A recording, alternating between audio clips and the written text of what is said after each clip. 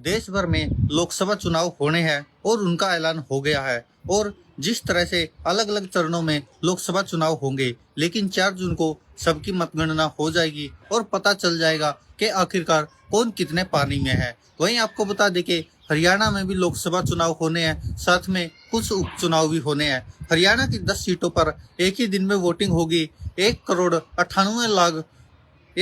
98 लाख लोग नए सांसद चुनेंगे और खट्टर वाली सीट पर भी उपचुनाव होगा और मुख्यमंत्री सैनी भी चुनाव लड़ेंगे। हरियाणा की 10 लोकसभा सीटों पर 25 मई को वोटिंग होगी। काउंटिंग सबकी 4 जून को होगी ही। नामांकन की शुरुआत 29 अप्रैल से होगी। नामांकन का अंतिम दिन 6 मई होगा। 9 मई तक नामांकन वापस लिए जाएंगे। करनाल के पूर्व मुख्यमंत्री मनोहर लाल खट्टर के इस्तीफे के बाद खाली हुई विधानसभा सीट पर 6वें चरण में 25 मई को ही उपचुनाव होगा। चुनाव आयोग ने 2019 में लोकसभा चुनाव की तारीखों की घोषणा 10 मार्च को की थी, लेकिन इस बार 6 दिन देरी से चुनाव तारीखों का ऐलान किया गया है। वर्ष 2019 के लोकसभा चुनाव में भी हरियाणा की सभी 10 सीटों पर छठे चरण में ही 12 मई को एक साथ मतदान हुआ था। 2019 में देश भर में 7 चरणों में मतदान कराया गया था। मतगणना 23 मई को हुई थी, जिसमें प्रदेश की सभी 10 सीटों पर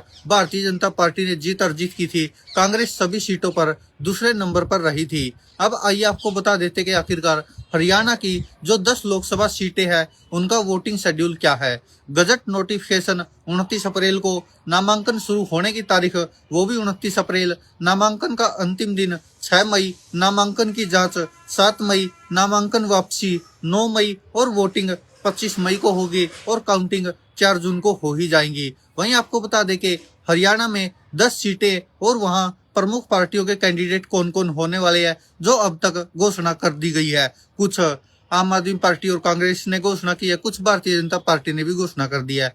आपको बता दें कि भारतीय जनता पार्टी और दूसरी तरफ कांग्रेस और आम आदमी पार्टी जो कि मिलकर चुनाव लड़ रही है, और तीसरी तरफ INLD है। अभी उनकी किसी भी सीट पर घोषणा हुई नहीं है, वो कुछ ही दिनों में होने वाली है। वहीं आपको बता दें कि गुरुग्राम से भारतीय जनता पार्टी ने राव इंद्रजीत को उतारा है, लेकिन कांग्रेस और आम आदमी पार्टी ने अभी तक उसकी घोषणा नहीं की है कि उनकी तरफ से कौन लड़ेगा। वहीं फरीदाबाद से कृष्ण पाल गुर्जर भारतीय जनता पार्टी के कैंडिडेट होंगे, लेकिन कांग्रेस और आम आदमी पार्टी ने यहाँ से भी घोषणा नहीं की है।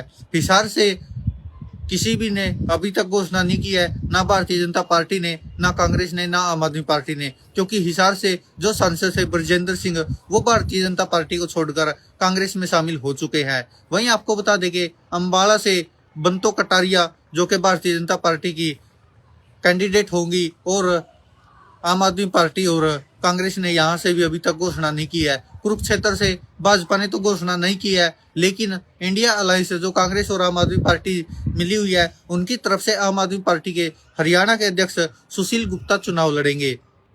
करनाल की बात करें तो यहाँ से खुद मुख्यमंत्री मनोहर लाल खट्टर जो कि करनाल से थे, और अब वह संसद का चुनाव लड़ेंगे करनाल से ही, और बाकी और किसी की अभी तक घोषणा नहीं हुई है। और सोनीपत से भी किसी की घोषणा नहीं हुई है, ना आम आदमी पार्टी की और ना ही कांग्रेस की और ना ही INLD की। INLD की तो अभी तक कहीं पर भी नहीं हुई है, और भारतीय जनता पार्टी की भी नहीं हुई है। और रोहतक से भी किसी की घोषणा नहीं हुई है। सिरसा से अशोक तंवर भारतीय जनता पार्टी के कैंडिडेट है, हालांकि पहले वो कांग्रेस में थे, उसके बाद फिर वो आम आदमी पार्टी में भी गए, JGP का भी साथ दिया, और भी न जाने क्या क्या वो सब हुआ, और अब अशोक तंवर भारतीय जनता पार्टी के कैंडिडेट बन गए हैं। अभी वहां से सांसद सुनीता दुग्गल है। वहीं भिवानी महेंद्रगढ़ से चौधरी धर्मवीर को कैंडिडेट बनाया गया भारतीय जनता पार्टी द्वारा, बाकी किसी ने अभी तक वहां से घोषणा नहीं की है। वहीं आपको बता दें कि हरियाणा में कुल वोटर है जो 1,98,23,166 है, जिनमें पुरुषों की संख्या 2,43,133 है और महिलाएं 1,20,339 है, और जो 100 और 109 वर्ष की आयु वाले हैं वो 10,759 है, और 120 से अधिक आयु वर्ग के वोटर 41 है। वहीं आपको बता दें कि 2014 में भी सभी सीटों पर एक ही दिन पोलिंग हुई थी। वर्ष 2014 के लोकसभा चुनाव में हरियाणा की सभी 10 सीटों पर 10 अप्रैल को एक ही चरण में मतदान हुआ था। 16 मई 2014 को आए चुनाव नतीजों में भारतीय जनता पार्टी ने 10 में से 7 सीटें जीती थी। इनमें अम्बाला, कुरुक्षेत्र, करनाल, सोनीपत, भिवानी, महेंद्रगढ़, गुरुग्राम, फरीदाबाद सीट ये सभी शामिल थी। सिरसा और हिसार सीट इनेलो ने जीती। उस समय दुष्यंत चौटाला इनेलो में थे और हिसार से सांसद बने थे। सिरसा से इनेलो के ही चरणजीत सिंह रोडी विजयी रहे। उसके बाद फिर आप सबको पता है जिस तरह से INLD और JJP अलग अलग हो गए और फिर सबका जो हाल हुआ वो आपके सामने ही है।